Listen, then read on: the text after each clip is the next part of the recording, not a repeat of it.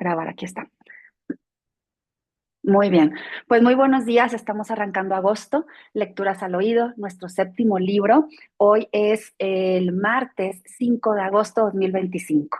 Y pues bueno, ¿qué libro vamos a tener hoy? Es una novela que se llama Pequeño País. Pequeño País lo escribe un chico nacido en Burundi, África, de padre francés y de madre ruandesa. Él nace en 1982 en Burundi y escribe este libro ya cuando estaba refugiado o viviendo en Francia. ¿Por qué escribe este libro? Es una novela ficcionada con un personaje llamado Gabriel, al que le dicen Gaby, y se simula o aparenta ser que es el mismo escritor el que se está poniendo ahí como la voz de un niño. Yo les voy a preguntar en un momento más, qué estábamos haciendo en el año en el que esta novela está transcurriendo y nos vamos a impactar de lo que, perdón, de lo que puede ocurrir en diferentes puntos del mundo cuando un país como México puede estar viviendo la paz absoluta o tal vez una posible devaluación monetaria con el presidente Carlos Salinas de Gortari, y en cambio en Burundi y en Ruanda está ocurriendo el genocidio más atroz que ha sufrido la humanidad, el genocidio de Ruanda, perpetuado el 6 de abril de 1994. Entonces, por eso es importante a veces acercarnos a los libros, porque no es un libro que te va a hacer llorar e ir con la cabeza triste, sino es un libro que te va a decir resistimos ante el dolor. Es un libro que te va a decir esto no puede volver a ocurrir. Es un libro que te va a contar desde la mirada de un niño lo que el ser humano le puede hacer a otro ser humano. Entonces, de una manera muy poética, muy bella, pero sí te lleva a los acontecimientos que duelen. Y duelen porque un niño te lo cuenta, no te lo cuenta el guerrillero, no te lo cuenta el ministro, no te lo cuenta la ONU, no te lo cuenta el país de Estados Unidos, no, te lo cuenta un niño de tan solo 13 años. Entonces, por eso traigo a la mesa este libro Pequeño País. Y arrancando con temas también lindos, esta es la pequeña dosis que les traigo el día de hoy. ¿Recuerdan? Yo creo que en los últimos 2 meses los bombardeé con esta escritora Irene Vallejo. Las columnas de esta española en el periódico El Heraldo de Aragón, pues son muy famosas. Ella realmente es un personajazo, lugar al que va, feria del libro a la que va, exposición, museo, conferencia, se llena, se atiborra, tiene muchos lectores que somos pues seguidores de lo que ella escribe, obviamente, y de su forma de pensar. Y esta es la continuación de estas columnas que publica en el periódico El Heraldo de Aragón en España. Entonces, hoy les traigo dos de ellas. Recordemos que son ensayos muy pequeñitos y lo que ella tiene el propósito de hacer es lo siguiente. Decir, bueno, hay un tema del pasado, de siglos atrás, que los filósofos traían a la mesa y a su civilización, pero si lo traemos a esta charla de sobremesa hoy en el 2025, nos resuena, nos funciona, nos mueve y nos hace pensar. Así que lo del pasado no está nunca alejado de lo que vivimos actualmente. El primer ensayo de Irene Vallejo, ahora este libro se llama Alguien habló de nosotros, el anterior se llamaba El futuro recordado, el de hoy se llama Alguien habló de nosotros. Igualmente está llenito, llenito, llenito de columnas que están formadas de una página y ahorita les voy a leer dos de ellas. ¿Sí? Entonces es algo muy, muy fácil de leer, no se lee de una manera pesada, ni mucho menos lo tienes que terminar en un día. Yo sí lo sugiero como si es un libro que tienes en la cabecera o en tu buró, que agarres de manera espontánea la página 50 y que descubras qué te quiere decir hoy Irene Vallejo. Y al día siguiente, al azar, escojas la página 70 y así te vas a ir palomeando cada uno de los ensayos hasta terminarlos. Y bueno, si me acompañan, el primer ensayo de hoy se llama La Escuela del Ocio y dice así Irene Vallejo. No olvidaré mi primer día de colegio. En el camino de ida, dándome la mano, mi querida tata María me advirtió. Vendrás aquí todos los días, aunque llueva, aunque nieve, aunque sople el viento y tengas frío. Me imaginé a mí misma desafiando tormentas y vendavales. Me asusté. Su voz sonaba dura, al igual que mis padres al decir, tengo trabajo. Y eso significaba que no podíamos jugar juntos. El colegio era un deber y además demandaban deberes. Años después me sorprendió descubrir que la palabra escuela viene del griego escolé, que significa ocio. Los griegos pensaban que las horas de estudio son tiempo de recreo para uno mismo, frente al trabajo que te pone al servicio de un amo o del dinero. Aristóteles escribió, en el principio de toda buena acción está el ocio, o sea, la educación y la cultura. El filósofo Sócrates fue un gran ocioso del pensamiento. Merodeaba por el ágora y las calles, tratando de convencer a los atenienses para que interrumpieran sus tareas y se demorasen en conversaciones.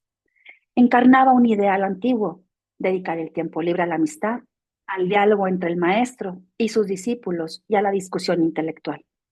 Cubiertas las necesidades básicas de la vida, la siguiente conquista social es el aprendizaje y el saber. Esta es la lección de los griegos que nos dejaron y dice así: la escuela, aunque sea obligatoria, nos hace libres. Wow, me encanta porque pues de niños siempre vamos a ver la escuela como diversión. Yo escucho a mi hija, la más pequeña de 12 años, y dice, me faltan 20, no sé cuántos días para volver a la escuela. Y no lo ve como una carga, lo ve como qué emoción, me voy a ir a topar con mis amigos, vamos a platicar de las vacaciones, los extrañé, qué hice. Lo ven como un tiempo de ocio, de libertad, no como una carga. Como cuando aquí dice, en cambio mis papás decían, tengo trabajo. Cuando transformamos esa mirada y lo vemos como una manera de ser libres porque estamos aprendiendo al ir a la escuela, pues cambiará la palabra ocio y cambiará la palabra trabajo, ¿verdad? Entonces aquí es donde deja la huellita, como les decía de Irene, de traer términos de Sócrates, de traer términos que Aristóteles manejaba en las antiguas civilizaciones. Y el siguiente, el título me llama mucho la atención, ya hemos leído algunos relacionados, vamos a ver si nos pega o si nos cae el 20 o nos cae el saco, como dicen por ahí. Dice, prisa y pausa. En un mundo que nos pide a gritos carácter emprendedor, audacia, simpatía arrolladora y empuje, los introvertidos y los tímidos parecen haber perdido la carrera del éxito social en la misma línea de la salida. Debido a la mentalidad imperante, muchas personas, incluso en colegios, en institutos y en la vida laboral, se interesan solo por la exuberancia de una personalidad atrevida que promete dotes de liderazgo. Los niños y adultos contemplativos, en cambio, parecen merecer menos atención o, en todo caso, para ayudarles a triunfar, se les aconseja rapidez, decisión y pensar menos. Quienes hablan así desean vivir en la furia permanente de la acción y creen perder el tiempo cuando sus ocupaciones no llevan la marca angustiosa de la prisa. Olvidan que los hallazgos científicos, las invenciones y las ideas que han edificado nuestra forma de vivir requerían tranquilidad y reflexión en solitario. La soledad y la pausa son el hábitat del pensamiento. El filósofo Pascal escribió que muchos infortunios del hombre vienen precisamente de no saber estar sentado tranquilamente, solo en una habitación. Y antes que él, los sabios de la antigüedad aconsejaban buscar felicidad en la quietud, donde se disipan los errores del acelerado vivir cotidiano. Los audaces necesitan el contrapeso de gentes reflexivas. Hace falta reivindicar que el mundo es mejor de lo que podría ser gracias también a personas tímidas y pausadas que no tenían dotes de mando, pero que fueron capaces de dar sentido a su soledad. Pensar es hoy más que nunca un oasis humano en los desiertos de la prisa. Este me llega porque vuelvo siempre a pensar la generación de hoy, lo veo con mis hijos, con sobrinos, cuando hago un viaje, cuando visito desde un restaurante, un museo, cualquier sitio al que vamos, queremos inmediatez. No queremos leer la información de una pintura, no queremos tal vez leer instrucciones, me acelero porque no me están atendiendo al segundo que yo me paré frente a un mostrador. Entonces, esa inmediatez, cuando necesitamos vivir de la pausa, de la tranquilidad, de las personas también que somos introvertidas, serias, los que pensamos, los que no pensamos, ¿dónde vamos a poner ojo? ¿Y en qué debilidad creemos que es debilidad? Y tal vez es una fortaleza. Así que se me hace una belleza haberles leído Prisa y Pausa, porque es un mundo que nos pide a gritos ser emprendedor, ser audaz, tener una simpatía arrolladora y un empuje, cuando realmente también los introvertidos y los tímidos dan carrera al éxito social. Entonces, ¿cómo somos y cómo criticamos o cómo juzgamos a los demás? Necesitamos darles esas enseñanzas, pero palabra y también con el ejemplo a los que siguen de nosotros, a nuestros sobrinos, a los nietos, a los amigos, predicar con el ejemplo, decirles, frena tantito, frena, la vida también se goza cuando frenas, no pasa nada. Así que, ¿qué les pareció? ¿Estuvo bien? estuvo mal, les cayó el saco, nos cayó el saco, a mí sí. Siento que yo tengo un Instagram que se llama Ali un libro a la vez y cuando lo hice, la primera frase que dije, yo veía en ese mundo de la pandemia 2020 que todo el mundo estaba posteando lo que hacía, ¿no? Bueno, yo aprendí a cocinar, yo estoy volviendo a la pintura, yo estoy desde mi casa haciendo organización, estoy pues ahora sí remodelando cosas con mis manos, o estoy leyendo. Y yo decía, es que hay gente que lee mucho, qué miedo. Y yo, pero yo no estoy leyendo tanto.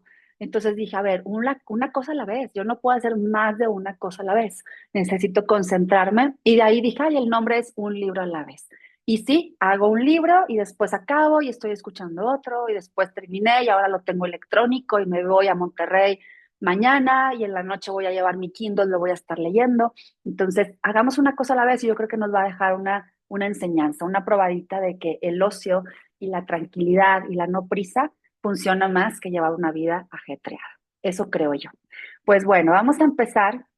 Voy a poner un video que nos va a dar pie a cómo es el contexto del libro, dónde estamos parados. Eso es lo que yo quisiera mostrarles en este momento. Voy a compartir pantalla y cuando comparta pantalla me van a confirmar si escuchan y si ven lo siguiente. A ver, compartir. Si están viendo un monitor, ¿verdad? Una computadora llena de cosas. Entonces, díganme si sí o si no, porque no los vi. ¿Sí? Perfecto. Ok, ya está. Ahora voy a abrir este video. Se ve una pantalla inicial que dice lecturas al oído, ¿verdad? Sí, Entonces comenzamos. Ojalá lo vean en buen tamaño. Si están en celular, yo creo que si se queda grabado y lo quieren ver con un mejor tamaño, después lo abren en sus computadoras y comenzamos. Este es el contexto del libro que les comenté, con el que comenzamos agosto. Pequeño país, el escritor Gael Faye. Comenzamos. Sientan la música, sientan el silencio. Estamos en dos países de África, Ruanda y Burundi. Él es el escritor, Gael Faye.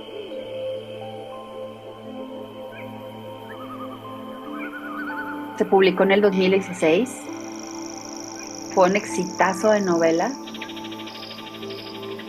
Aquí está el ranking que le ponen en un portal de Goodreads. Él es músico, es rapero, es un músico muy famoso, rapero francés, testigo del genocidio de Ruanda.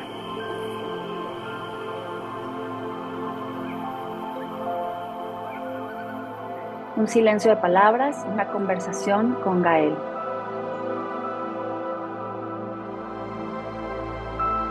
Ruanda, aquí hay una imagen de lo que es un memorial o un museo con imágenes de todas las personas asesinadas. Este es el otro país que les mencioné, Burundi. Vean esos paisajes. Y ahí está la localización. En 100 días se, se cometió el genocidio, el más atroz, que acabó con la vida de aproximadamente 1 millón de personas.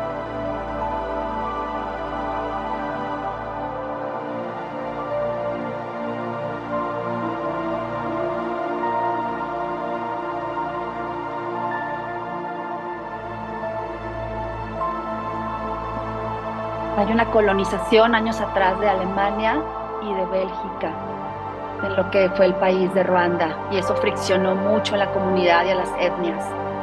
Este es un carnet que decía a qué etnia pertenecías, si tú eras un Hutus o si tú eras un Tutsi. Ahí vemos que está marcado con una tachita azul, él es un Hutus. Así se clasificaban en Ruanda.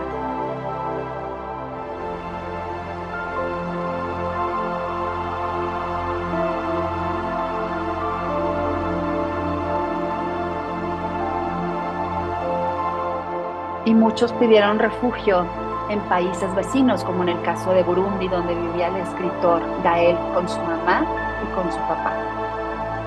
Las imágenes, estas imágenes están en el Museo de Memoria y Tolerancia en la Ciudad de México.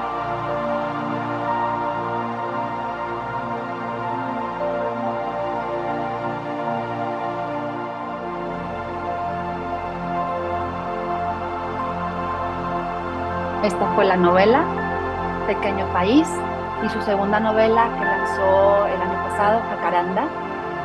también relacionada a cómo las familias sobreviven o pueden sobrevivir un genocidio. Con esto finalizo el video, voy a dejar de compartir. ¿Y si lo apreciaron todos? ¿Sí lo escucharon? Ok, ¿qué les pareció? ¿Alguien puede abrir micrófono? ¿Qué sintieron? ¿Qué imágenes se quedaron en su mente? ¿Qué les quedó como de curiosidad o de duda? ¿Qué sentimiento viene cuando yo les digo 6 de abril de 1994? ¿Qué estábamos haciendo nosotros en el año de 1994 en México? ¿Qué estaban haciendo? ¿Recuerdan? Se les viene a la mente, estaban trabajando, estaban haciendo un taller, oye, viví con mi familia, me acuerdo de este momento, o fue la boda de un familiar. Yo me acuerdo que estaba estudiando carrera y esta noticia no llegó a mí, sino como hasta el año siguiente. ¿Por qué? Porque las grandes naciones no hablaban del tema. No había redes sociales, la televisión no hablaba de esto. La única radio que manejaban en Ruanda incitó el odio y en lugar de decir calma, empezó a provocar más que la olla de presión explotara para que la etnia Hutus atacara a la etnia Tutsi, con lo que tuvieran, con las armas que tuvieran, llámense machetes, garrotazos, pistolas, pero acaben con esas cucarachas que son los Tutsis. Entonces, un medio de comunicación, como es el cuarto poder, puede alentar tanto odio y provocar que explote, porque hay una razón de cómo se fue gestionando ese odio entre la misma raza, entre un mismo pueblo. Y aquí nos lo va a ir describiendo Gael, como les digo, no de una manera que nos va a tener tristes, sino nos va a tener meditando, nos va a tener reflexionando, porque las imágenes, al menos que yo vi cuando empecé a hacer el video, no es una imagen que nada más pareciera propia del año 94, lo estamos viendo hoy en día. ¿Cuántas noticias no estamos viendo de los niños hambrientos en Gaza? Israel no permite alimentos, hay guerra en Palestina, hay guerra entre Ucrania y Rusia. O sea, no estamos lejos de lo que vivieron salvajemente en África en el 94. Conchita, ¿quieres compartir algo? Una pregunta, Ali. ¿Jacaranda sería como la segunda parte del pequeño país? Fíjate, Jacaranda él lo menciona, no lo he leído, lo menciona que ya no va a hablar tanto del genocidio como cómo se fue ejecutando, sino cómo las familias se van a reconstruir después de esta atrocidad. Entonces me interesaría leerlo porque si tiene el perfil de cómo escribió Pequeño País, debe ser una joya Jacaranda también. Así que es como la continuación de esas familias que sobrevivieron.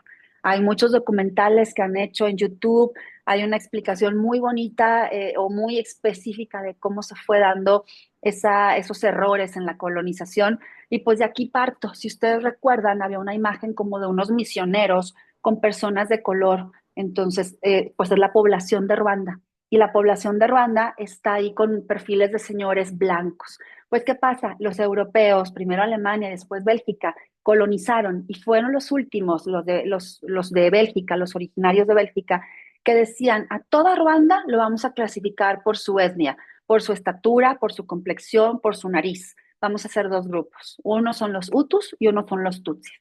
Y así empezó.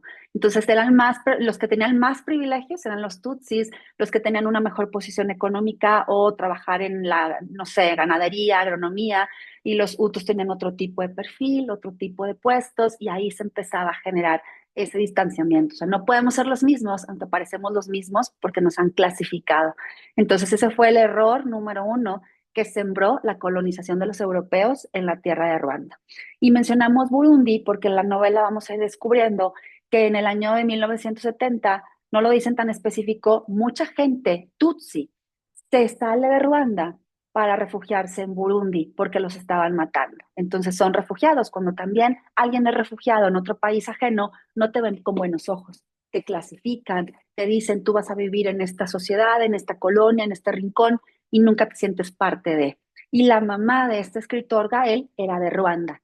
Ruanda viviendo en Burundi, era una refugiada. Entonces también tiene sus ganas de luchar. ¿Por qué? Porque ella quiere regresar a su país de origen, Ruanda. Entonces no es tan fácil como parece. Pareciera historia increíble de creer de cómo un francés, por motivos de trabajo y servicio social, que es el papá de Gael, se va a vivir a Burundi, ahí conoce a la mamá que se llama Ivette y se casan y nacen dos hijos, Gabriel y Ana. Entonces, ¿me acompañan? ¿Comenzamos? ¿Sí? No es algo confuso, tal vez al inicio dices, ay, ¿quiénes son los Hutus? ¿Quiénes son los Tutsis? La esencia es básicamente la división. No nos vayamos a quebrar la cabeza por comprender, pero la división por genética o por apariencia que ocurrió en este país conlleva a un terrible genocidio. Ahí decía la noticia, refugiados y además las fotos que les pasé, si un día están en Ciudad de México y visitan el Museo de Memoria y Tolerancia, así como habla obviamente de todo el tema de guerra mundial, del holocausto, de los judíos que asesinaron en las guerras, pues también habla de este genocidio. Entonces las fotos son impactantes. Vieron un chico que tiene rasgos de un machetazo, entonces, nada más de ver este rostro, dices, ¿cuántos más no murieron de esa manera atroz? Y no se fijaban si eran mujeres y si eran niños. Iban contra todos y con todo. Entonces, este libro, ya veremos si nos acercamos a Jacaranda, Conchita, si lo leemos, lo podemos conversar, pero sí creo que debe ser algo muy interesante y le está resultando muy bien la novela Jacaranda. Pues bueno, pequeño país. Gael, un libro verde, una persona de color, con brazos extendidos como en señal de libertad. Prólogo. La verdad es que no sé cómo comenzó esta historia. Papá, sin embargo, nos lo había explicado todo un día en la camioneta. Mira, Gabriel, en Burundi sucede como en Ruanda. Hay tres grupos diferentes. Se llaman etnias. Los Hutus son los más numerosos, son bajitos y tienen la nariz ancha. ¿Como Donatien, papá? Le pregunté yo. No, él es de Zaire, no es lo mismo. Como nuestro cocinero Proté, por ejemplo. También están los Tuá, o sea, los pigmeos. Ellos, bueno, dejémoslos solo unos pocos, digamos que no cuentan en esta historia. Y luego, Gabriel, están los Tutsis, como tu mamá Ivette. Son mucho menos numerosos que los Hutus. Son altos y flacos, con la nariz fina y nunca se sabe lo que les pasa por la cabeza. Tú, Gabriel, añadió mi padre señalándome con el dedo, eres un auténtico Tutsi. Nunca se sabe lo que piensas. Tampoco yo sabía qué pensar. Al fin y al cabo, ¿qué podía pensar uno de todo aquel lío? Así que le pregunté, papá, ¿la guerra entre los Tutsis y los Hutus es porque no tienen el mismo territorio? No, no es eso. Están en el mismo país, hijo. Entonces, ¿por qué no hablan la misma lengua? No, la lengua que hablan es la misma, hijo. Entonces, ¿es porque no tienen el mismo Dios? Sí, sí tienen el mismo Dios. Entonces, ¿por qué están en guerra? Porque no tienen la misma nariz. La conversación se detuvo ahí. De veras que aquel asunto era muy extraño. Creo que papá tampoco lo entendía muy bien. A partir de aquel día, empecé a fijarme en la nariz y en la estatura de la gente por la calle. Cuando íbamos de compras al centro de la ciudad con mi hermana pequeña, Ana, intentábamos adivinar discretamente quién era Hutu y quién era Tutsi. Murmurábamos, ese del pantalón blanco es un Hutu, es bajito y tiene la nariz ancha. Ajá, y el de allí con sombrero es altísimo, muy delgado y con la nariz muy fina. Ese debe ser un Tutsi. Y ese de ahí, el de la camisa a rayas, es un Hutu. ¿Qué va? Míralo, es alto y flaco. Sí, pero tiene la nariz ancha. Así fue cuando empezamos a dudar de aquella historia de las etnias. Y además, papá no quería que habláramos de eso. Para él, los niños no debían entrometerse en política. ¿Qué tal? Aquí está la primera clasificación. Cuando busquemos, si les queda como la inquietud de ver más en internet, esas clasificaciones aparecen hasta los cuerpos. La altura, un poquito más promosos, más fornidos o más delgados, la nariz más espigada, y empezaban a clasificar la gente de Bélgica sus talones de cómo darles el carnet apropiado a cada uno. Entonces así comienza esa charla entre el protagonista o el narrador, que es Gabriel. También en algunas ocasiones vamos a escuchar que le dicen Gaby. Gabriel o Gaby es el mismo niño, en este entonces de 10 años, con su hermana Ana, platicando con su papá, de nombre Michelle, y su mamá la mencionan, de nombre Ivette. Bueno, dice, ahora el siguiente párrafo, el siguiente fragmento, hace alusión a la vida de Gabriel ya como adulto. Nos está llevando un poquito al presente, porque este presente que ahorita les voy a platicar le está haciendo una invitación a Gabriel y le está diciendo, vas a tener que regresar a tus raíces, tienes que volver a Burundi. Y él dice, no puedo. Entonces comenzamos así. Vivo y trabajo en la región parisina San Quentin en Yvelines, en la línea RERC, una ciudad nueva como una vida sin pasado. He necesitado años para integrarme, como suele decirse, para tener un empleo estable, un apartamento, tiempo libre, amistades. Esta tarde, al salir del trabajo, corro a refugiarme en el primer bar frente a la estación. Me siento delante del futbolín y pido un whisky para celebrar mis 33 años. Intento localizar a mi hermana Ana en su celular. No me responde. Me obstino. Marco su número varias veces. Al final me acuerdo de que está de viaje de negocios en Londres. Quiero contarle, hablarle de esa llamada telefónica que recibí esta mañana. Eso tiene que ser una señal del destino. Debo regresar allí, aunque solo sea para aligerarme el corazón, para zanjar de una vez por todas esta historia que me persigue, cerrar la puerta tras de mí para siempre. Pido otro whisky. En eso, el ruido de la televisión en ese bar que está sobre la barra se impone por un instante sobre el curso de mis pensamientos. Un canal de noticias difunde una serie de imágenes de seres humanos que huyen de una guerra. Observo sus embarcaciones improvisadas llegando al suelo europeo. Los niños que descienden de ellas están ateridos de frío, hambrientos, deshidratados. Se juegan la vida sobre el tapete de la locura del mundo. Yo los miro instalado confortablemente aquí, en este bar, en la tribuna presidencial con un whisky en la mano. La opinión pública pensará que han huido del infierno en busca de El Dorado. Nada en ellos nos habla de su país. La poesía no es información. Sin embargo, es lo único que el ser humano retendrá de su paso por la tierra. Aparto la mirada de esas imágenes que hablan de lo real, pero no de la verdad. Quizá esos niños la escriban algún día. Me siento tan triste como el área de descanso vacía de una autopista en invierno. Cada vez es lo mismo. El día de mi cumpleaños, una pesada melancolía se abate como lluvia tropical sobre mí cuando vuelvo a pensar en papá, en mamá, en los amigos, en aquella fiesta de hace siglos alrededor del cocodrilo destripado al fondo del jardín. Entonces, aquí termina y hasta te lo pone como en letras itálicas, porque es una referencia a su presente. Aquí nos dice, es el mismo chico, pero viviendo en Francia, 33 años, en un bar, tomando un whisky y de repente observando una pantalla que le arroja una imagen de la que ya estamos muy habituados. Hay guerra, niños están bajando de una embarcación, buscando un refugio para poder salvarse de esa guerra con miradas perdidas. Y a mí me inquieta mucho porque dice, aparto la mirada de las imágenes que hablan de lo real, pero no de la verdad. Quizá esos niños la escriban algún día. Y eso fue lo que hizo Gael. Él lo escribió, era un niño y lo escribió como adulto algún día. ¿Para qué? Para que esa huella de dolor nunca se olvide, para que generación tras generación seamos capaces de llevar esta charla de sobremesa y entender las tontas razones por las que las guerras ocurren. Entonces, aquí dice, hay una llamada que me han hecho esta mañana y que me está invitando a regresar allí, encontrarme con esas voces de mi papá, de mi mamá, de los amigos, porque él siendo niño tenía una banda de amigos muy unidos que alrededor de ellos no podrían creer que se estaba gestionando una guerra, que había una guerra. Hay una frase en el libro está lleno de frases muy bonitas que dice, la guerra no es más que un espacio entre dos momentos de paz. Y así es como en ocasiones ocurre.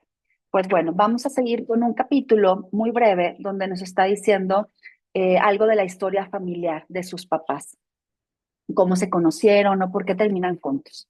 Dice capítulo 1. Nunca sabré las verdaderas razones de la separación de mis padres. Sin embargo, debió de existir entre ellos un profundo malentendido desde el comienzo, un defecto de fabricación en su encuentro, un asterisco que nadie vio o quiso ver. Antes de eso, mis padres eran jóvenes y hermosos, unos corazones tan henchidos de esperanza como el sol de la independencia. Había que verlos. Me imagino el día de su boda. Papá no acababa de creerse que al final tuviera un anillo de matrimonio en sus dedos.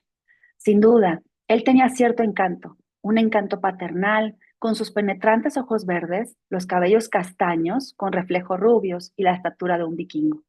Pero no le llegaba a mamá a la suela del zapato. Ella, Yvette, tenía unas piernas largas y delgadas que hacían asomar fusiles en la mirada de las mujeres. Papá era un francesito, Un francesito llegado a África por casualidad para realizar el servicio civil. Provenía de un pueblo de la montaña que podría haber pasado por un paisaje de Burundi, pero en él no había mujeres con el porte de mi madre, ni juncos de agua dulce de silueta torneadas, ni bellezas de piel negra como el ébano. El día de su boda, una rumba despreocupada escapaba de las guitarras mal afinadas y la felicidad tenía ritmo de cha-cha-cha bajo un cielo salpicado de estrellas. Todo estaba claro, no había nada más. Amar, vivir, reír, existir. Siempre adelante sin detenerse, hasta el final de la pista e incluso un poco más allá. Así que la ilusión estaba, ¿no? El misterio de los destinos, del encuentro, de las casualidades, hacen que Michelle e Yvette se unan, vivan juntos, se casen y que radiquen en Burundi. Entonces ahí empieza como esos misterios de la vida, ¿no? Polos opuestos se atraen y están ahí para arrancar esta historia de la cual nace Gabriel y Ana. Capítulo 2. Creo que el principio del fin, de la felicidad de ellos, se remonta a aquel día de San Nicolás, en la gran terraza del amigo Jacques, en Zaire. Visitábamos al viejo Jacques, amigo de mis padres, una vez al mes, y ya se había vuelto una costumbre. Ese día, mamá nos acompañó, y eso que hacía varias semanas que casi no hablaba con papá. Antes de irnos, pasamos por el banco a cambiar divisas. Al salir, papá dijo, somos millonarios.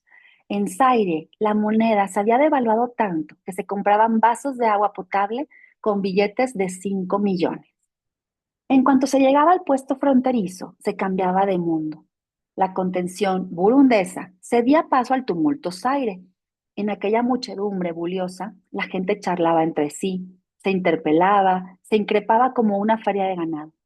Niños alborotados y mugrientos no le quitaban los ojos a los retrovisores, al carro, a las llantas embarradas por charcos de agua estancada. La carne de cabra se vendía en brochetas por unas cuantas carretillas de dinero. Madres solteras que driblaban entre las filas de camiones de mercancías y de minibuses pegados unos entre otros. También los paracoches contra paracoches, intentando vender a toda prisa huevos duros que se comían con sal gruesa y cacahuates picantes en bolsas. Mendigos con las piernas retorcidas como sacacorchos por la polio. Pedían algunos millones para poder sobrevivir a las desagradables consecuencias de la caída del muro de Berlín. Y un predicador de pie sobre el capó del Mercedes. En la garita de Rumbosa, un soldado adormilado movía con desgana un espantamoscas. Los efluvios del gasóleo, mezclados con el aire caliente, resecaban la garganta del funcionario, que llevaba lustros sin cobrar. En las carreteras, inmensos cráteres que ocupaban el lugar de los antiguos baches maltrataban los vehículos. Pero eso no impedía de ninguna manera que el aduanero inspeccionara meticulosamente cada uno de esos coches para verificar la adherencia de los neumáticos, el nivel de agua del motor, el buen funcionamiento de las intermitentes. Y si el vehículo no mostraba ninguno de los fallos esperados, el aduanero exigía al conductor un libro de bautismo o de primera comunión para poder entrar al territorio. Aquella tarde, harto de resistir, papá terminó por entregar la mordida que todos aquellos absurdos requisitos perseguían. La barrera se alzó al fin y proseguimos nuestro camino entre la humareda que emanaba de las fuentes de agua caliente situadas al lado de la carretera. Yo tenía 10 años, mi hermana solo 7. Quizá por esa razón, cualquier humor al llegar a casa de Jax se nos escapaba, no lo entendíamos. De todos modos, teníamos expresamente prohibido hablar a menos que alguien se dirigiera a nosotros. Esa era la regla de oro cuando íbamos invitados a algún lado. Papá no soportaba que los niños se metieran en las conversaciones de adultos. Aquí hago un paréntesis. Yo desde que empiezo estas narrativas me imagino, pues no un viaje en carretera cualquiera al México. Si un viaje en carretera al México pareciera sencillo, a veces nos quejamos de un tráfico, de que hay piedras no sé, en el acotamiento, que en algunas ocasiones imaginemos un trayecto a Acapulco, están los encapuchados pidiendo un moche para que puedas pasar una caseta, pero no te tocan y no te hacen nada lo normalizas y aprendes a vivir con eso. Pero estamos en el mismo país, en tu mismo idioma, en la misma seguridad, hay reglas, hay una constitución, hay cosas que te hacen sentir seguro. Cuando yo escucho o leo esta narrativa, me imagino ese carro un Mercedes pasando una aduana de Burundi a Zaire, siendo vigilado por un aduanero con muchas reglas, pero mucha pobreza alrededor. Entonces, ¿te sentirías seguro? ¿Cómo irías? ¿Irías? Pues yo creo que lo que Gabriel nos hace sentir es que ellos van con la tranquilidad de cualquier día común y corriente a casa de un amigo que vive en Zaire. Una persona originaria de Bélgica, de nombre Jacques, lo mencionan como algo trivial en una conversación donde hay mucha gente europea que quiere seguir viviendo en África a pesar de los horrores cotidianos a los que ven o a las que están acostumbrados día a día. ¿Por qué? Porque no cambian esa libertad, esa riqueza y ese nivel que tienen superior ante toda la población por irse otra vez a Europa donde no van a hacer nada parecido a lo que ya tienen. Entonces, ¿ustedes estarían dispuestos a sentir o a llevar a su familia y a sus hijos a países tan distintos? Yo creo que lo pensaría muchas veces, pero aquí la situación está muy relajada. Vamos a casa de Jax, vamos a platicar con él, atravesamos, vemos a las mujeres, vemos al lisiado, vemos al aduanero, vemos la pobreza, vemos el camino que atrofia las llantas con lodo y seguimos. Entonces, aquí hablan un poquito de este vecino o amigo de Yvette y de Michelle. Jax, dice. Jax hizo sonar la campanilla que estaba sobre la mesa y el cocinero acudió enseguida. Su atuendo, un gorro y un delantal blancos, desentonaba con sus pies desnudos y agrietados. Tráenos, por favor, 3 primes y recoge un poco este caos, le ordenó Jax. ¿Cómo te encuentras, Evaristo? Le preguntó mi mamá al empleado. Gracias a Dios voy tirando, señora Ivette. Deja en paz a Dios, por favor, intervino Jack. Vas tirando porque todavía quedan algunos blancos en Zaire que hacen que funcionen las cosas. Sin mí estarías mendigando como el resto de tu especie. Cuando hablo de Dios, me refiero a ti, patrón, respondió el cocinero con malicia. No te burles de mí en mi cara, muchacho. Entonces, aquí este pequeño fragmento, pues nos da a entender las comodidades, los rangos, quién te cocina, quiénes son la población más débil y quién es el que tiene poder para tener el cocinero en esos lugares. Y dice aquí una línea que dice Ivette, ¿por qué no vendes todo, Jax? Instálate en Bujumbura, que es la capital de Burundi.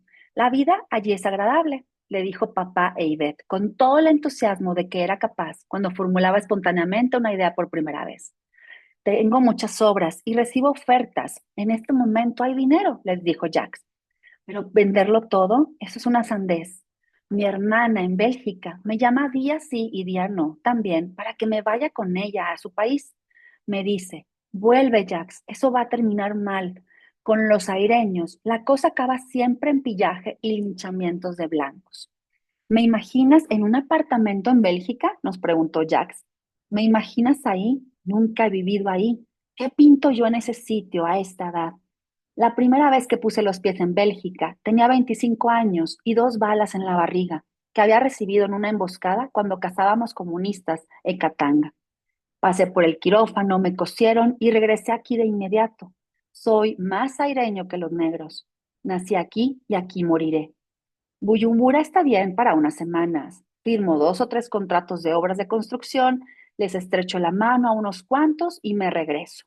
La verdad es que los burundeses me dicen poco. Los aireños al menos son fáciles de comprender. En cambio, los burundeses, menuda gente, son de los que se rascan la oreja izquierda con la mano derecha. Es lo que le repito sin cesar a Mitchell, dijo mamá. Yo tampoco puedo más con ese país. Lo tuyo no es lo mismo, Ivonne. Perdón, les había dicho que era Ivette, se llama Ivonne. Replicó papá. Tú sueñas con vivir en París, estás obcecada. Sí, porque eso sería lo mejor para ti, para mí, para Gabriel y para Ana.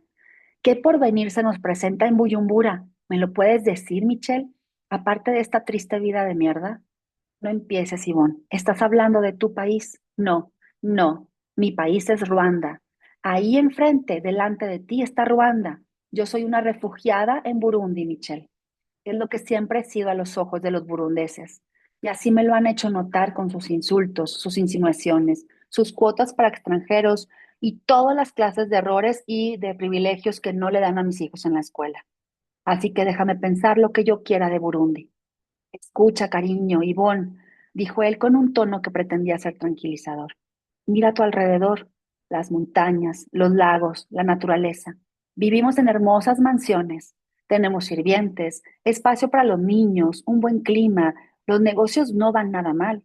¿Qué más quieres? Nunca tendrás todo este lujo en Europa. Créeme, aquello está muy lejos de ser el paraíso que te imaginas. ¿Por qué piensas que llevo más de 20 años construyendo una vida aquí en Burundi o en Ruanda? ¿Por qué crees que Jax, nuestro amigo, prefiere quedarse en Zaire en lugar de Bélgica? Aquí somos unos privilegiados, Ivonne. Allí no seríamos nadie. ¿Por qué te niegas a entenderlo? Tú, Michelle, hablas y hablas, pero yo sé qué hay en el otro lado del decorado. Tú ves colinas apacibles, pero yo conozco la miseria de los que las habitan.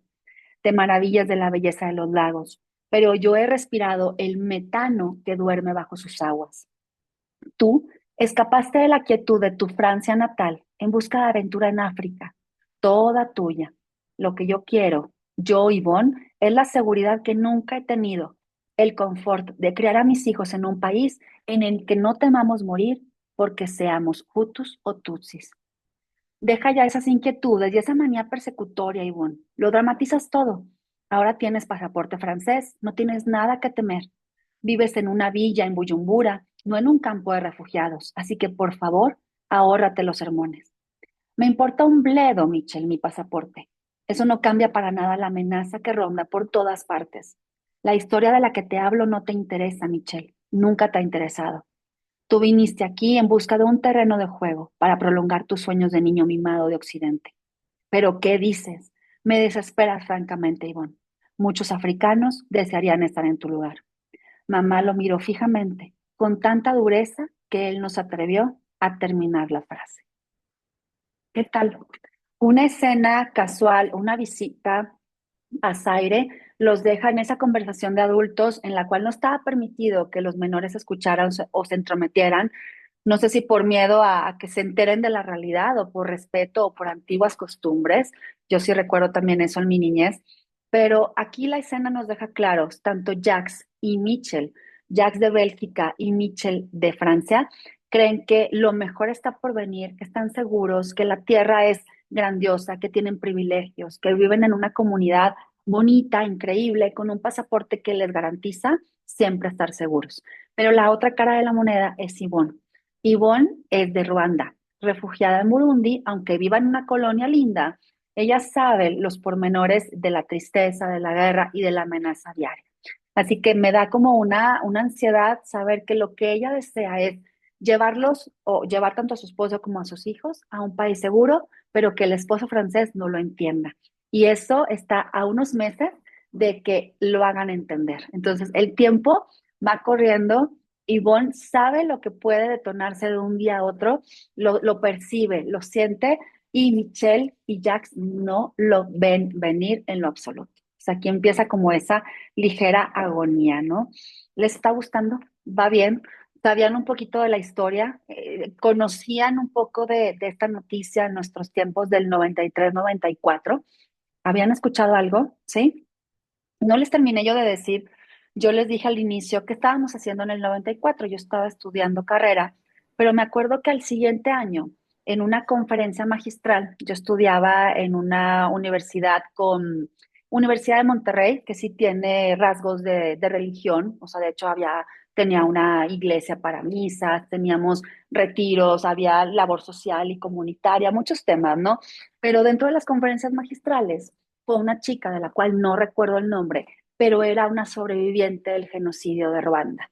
Entonces yo a mi corta edad la escucho y claro que te enchina la piel y sientes escalofríos, porque sí tengo recuerdos de que ella decía, yo vi a mis padres muertos en la casa. O sea, no había forma más que correr, huir, no importaba. Entonces ella nos estaba narrando lo que en su comunidad vio y cómo fue a dar a Estados Unidos y cosas así, pero los ves tan lejano, quisiera tenerla frente a mí y poder rescatar más, pero fue un caso que así como en pequeños chispazos de imagen tengo de ella narrándome una escena que vivió el genocidio. Entonces sí me impactó cuando me encuentro con este libro. Lo leí por primera vez, yo creo que en el 2000, justo bueno, salió, se publicó en el 2016, me invitaron a leerlo en el 2017 y lo retomamos este año en otro club y fue así como para muchos un gran descubrimiento por llevarte la memoria de manera poética, que sabemos que es crudo lo que va a contarse más adelante, pero también la humanidad y el deseo de vivir con paz, con la paz y cómo te pueden robar la paz, siendo que tú como niño no crees que es posible más que jugar, juntarte con tu banda, irte a una vagoneta que está abandonada, que sea tu refugio, hablar de cantantes, de música, echarte un cigarrito en secreto, esas cosas que como niño adolescente vives y sabes que alrededor hay un movimiento que se está calentando y fuerte. Bueno, con el siguiente capítulo terminaríamos para darles una esencia de lo que sigue ocurriendo en esta historia de Gabriel con su familia. Capítulo 3. Durante los días siguientes, papá intentó varias veces arreglar las cosas con mamá, con palabras cariñosas o con bromas a las que ella reaccionó con la frialdad del mármol. Un domingo, inesperadamente, decidió llevarnos a comer a Resha, a la orilla del lago, a 60 kilómetros de la capital Buyumbura. Ese fue el último domingo que estuvimos los cuatro en familia. Las ventanillas del coche estaban bajadas y el viento hacía tanto ruido que a duras penas podíamos oírnos. Mamá parecía ausente y papá intentaba mitigar el silencio dando explicaciones continuas que nadie había pedido. Mira, aquello de allí es un algodonero rojo. Los alemanes trajeron ese árbol a Burundi a finales del siglo XIX. Produce kapok, las fibras con las que se rellenan las almohadas. La carretera bordeaba el lago y se dirigía directamente hacia el sur, hasta la frontera de Tanzania. Papá proseguía con sus explicaciones para sí mismo. El Tanganica es el lago con más peces y el más largo del mundo. Tiene una longitud de más de 600 kilómetros y una superficie mayor que la del país Burundi. Era finales de la estación de lluvias y el cielo estaba despejado. Se podían ver los reflejos de los techos de la chapa de las montañas de Zaire a 50 kilómetros al otro lado de la orilla. El puente del río Mugere se había hundido a consecuencia de las recientes crecidas, así que atravesamos el río por su lecho. El agua se metió en el coche y por primera vez desde que tenía el Mitsubishi Pajero, papá conectó la tracción en las cuatro ruedas. Nada más llegar a Resha, un cartel anunciaba el restaurante Le Castel. Nos adentramos por un estrecho camino de tierra bordeado de mangos y fuimos recibidos con un grupo de monos verdes que estaban despiojando en el aparcamiento. A la entrada del restaurante, que era una extraña construcción con una cubierta de tejas rojas de la que salía un semáforo marítimo, había una placa de cobre que representaba al faraón Akenatón. Nos instalamos en la terraza, debajo de un parasol de la cerveza Amstel. Tan solo había otra mesa ocupada, cerca de la barra, y en ella almorzaba un ministro con su familia, vigilado por dos soldados armados. Los hijos del ministro eran todavía más prudentes que nosotros. No movían ni una pestaña y se limitaban a sujetar con timidez las botellas de Fanta que tenían delante. Unos altavoces difundían débilmente el sonido parasitario de un cassette de un cantante. Y mi papá balanceaba su silla de plástico, haciendo girar las llaves en un dedo.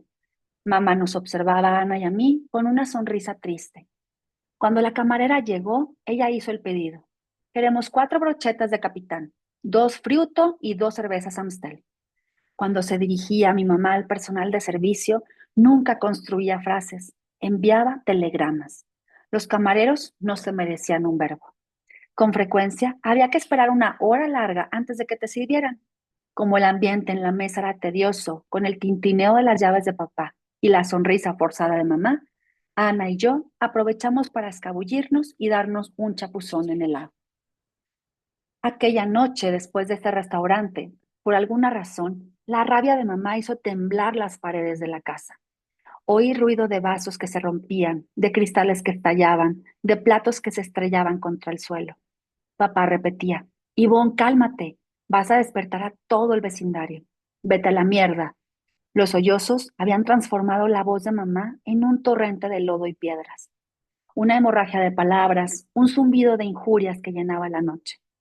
La bulla se desplazaba ahora por la parcela, los gritos de mamá debajo de mi ventana, el parabrisas del coche pulverizado. Luego nada más, y la violencia de nuevo en marcha por todas partes. Yo miraba el vaivén de sus pasos en la luz que se filtraba por debajo de la puerta de mi habitación. Con el meñique agrandaba un agujero en el mosquitero de mi cama. Las voces se mezclaban, se distorsionaban en graves y agudos, rebotaban contra el suelo enlosado, resonaban en el falso techo, y no sabía ya si los gritos y los llantos eran en francés o en kirundi, la lengua de mi mamá, si eran mis padres que se peleaban o los perros del barrio que aullaban a la muerte. Me aferraba por última vez a la felicidad, pero tenía que apretarla bien fuerte para que no se me escapara, porque estaba empapada en aquel aceite de palma que chorreaba por las paredes de la fábrica. Aquella noche, mamá abandonó la casa. Papá ahogó sus sollozos y mientras Ana dormía a pierna suelta, mi dedito desgarraba el velo que hasta entonces me había protegido de las picaduras de los mosquitos. Y se le fue la felicidad, pero la quería apretar bien fuerte.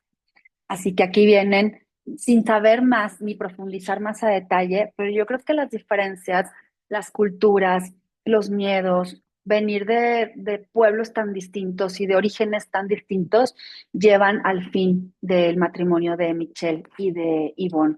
Entonces, aquí se refleja que a la corta edad, ya nos había dicho un poquito antes, en ese momento de la historia, Gabriel o Gaby tiene 10 y su hermana Ana tiene 7. Yvonne, la madre, se ha ido de ese hogar. Entonces, aquí vamos a terminar. Espero que les esté gustando, que nos lleve como también a meditar en nuestros orígenes, los silencios, cuando fuimos niños, qué nos atemorizaba.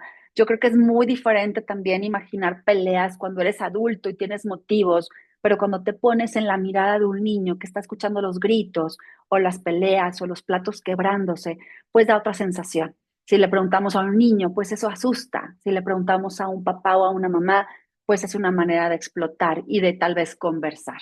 No sabemos, hasta aquí nos quedamos, hay una sensación de naturaleza, de países que tienen una paz temporal, de mangos, de ríos, de fiestas, de cerveza, Amstel, de bebidas Fanta, de changos que están despiojando. Entonces, todo eso quiero que los invito a que sigan con la imaginación, escuchando, pero también viajando a esos lugares tan remotos y tan distintos a los que nosotros estamos habituados. Usamos nosotros un carro, una carretera, vamos por lugares seguros, que en teoría son seguros y son totalmente opuestos a los que está recorriendo Gabriel. Y a mí me dan terror, o sea, me da terror pensar que esos son, aunque sea ficcionado, aunque sea una novela ficcionada, está sentada o basada en hechos reales. Así que, ¿qué tanto es verdad? ¿Qué tanto fue su ficción? Pero, pues bueno, a veces la ficción supera la realidad. Vamos a ver. ¿Algún comentario final? ¿Quieren cerrar con algo? Los invito igualmente a que mañana continuemos. Mañana miércoles nos vemos aquí a las 10:30. ¿Alguna frase, algo que les haya movido? ¿Qué esperan de este libro? ¿Qué esperan o qué, si quieren responder a en qué estaban, en qué momento de su vida estaban en el año de 1994? Me gustaría escucharlos. ¿Alguien quiere compartir? ¿Qué sienten?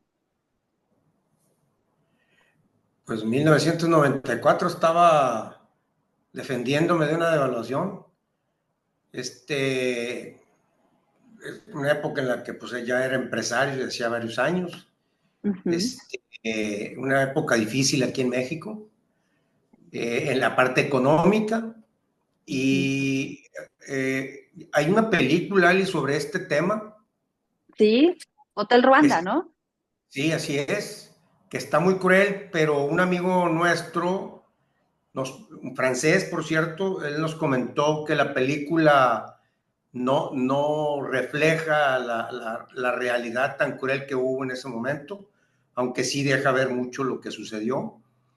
Y sí está cruel. Ya hace muchos años que salió esta película, ¿no?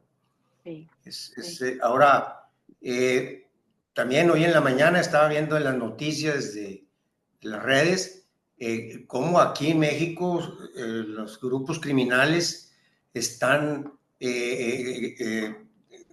atrayendo chamacos de 8, 10, 12 años, jovencitos que los están capacitando en armamento, en disparar. O sea, también no andamos tan retirados de esa realidad, ¿eh? Totalmente, cuando deberíamos de darles todo lo contrario, ¿no? Educación, la seguridad, un hogar, pero todo lo disfuncional que se origina por ni siquiera tener una familia, ¿no? Ese es el puente, no es la base, la familia que construye y que da amor y que te aleja de los malos caminos, ¿no? Entonces ahí Y estamos muy mal también como gobierno. muchos de ellos es porque la familia no tiene oportunidades, o sea, Exactamente. desgraciadamente, ¿no? Y esto se va sumando y se va haciendo más grave, ¿no? Estamos como descubriendo un hilito negro que se va como hilo de media, pero lleva años sucediendo. Nada más que ahorita los medios de comunicación también ya no se quedan callados y nosotros nos quitamos la venda de los ojos, ¿no?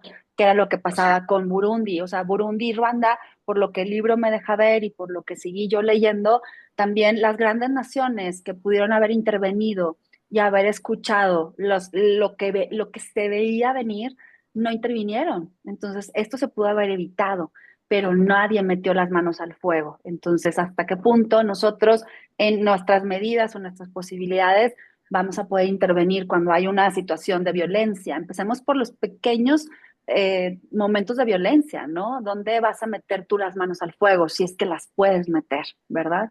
En fin, son temas tristes y que tenemos que ir como dosificando, no les podemos soltar tanta tristeza a los que vienen, a los más pequeños, pero sí decirles el mundo se manejó así y ahorita estamos así. O sea, ¿cómo puedes construir un mundo mejor a tu alrededor, no? Sí es triste, lamentablemente. Gracias por compartir, Gilberto. ¿Alguien más quiere compartir? Isabel, ¿cómo te sentiste? Conchita, Moni, de regreso. ¿Bien? Yo- Sí, bien.